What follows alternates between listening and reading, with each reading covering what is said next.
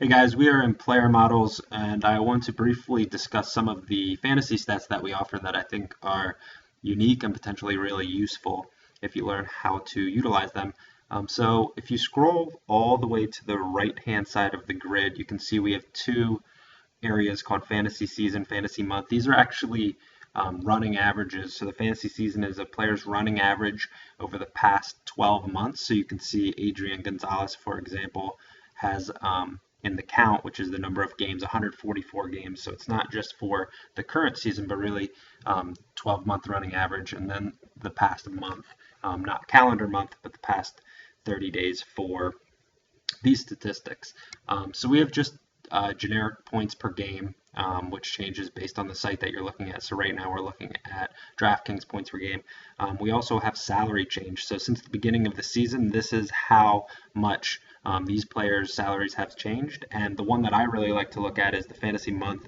Over the past month, how has a player's salary changed? You can see that Tulowitzki's salary has dropped $1,000, which has historically led to value when players' salaries decline, especially batters. It usually means that they're underperforming, but it also leads to value, and that's something that you can research and find out on your own in our Trends product. Next is a stat that called plus minus, which is really a basis for a lot of the different things we do.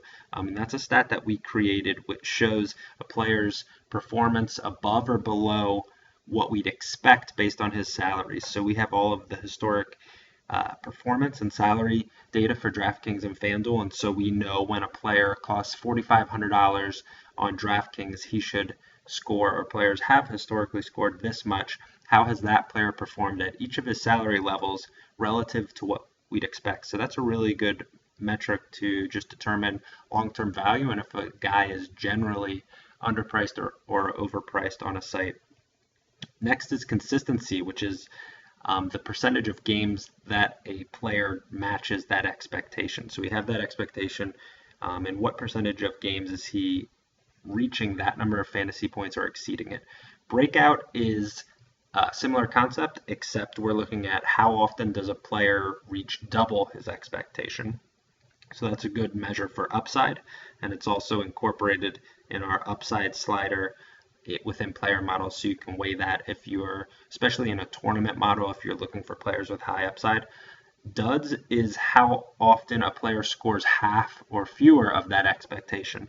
So we really want that number to be low, and we can use that a lot in cash games or when we generally want a high floor for our lineups.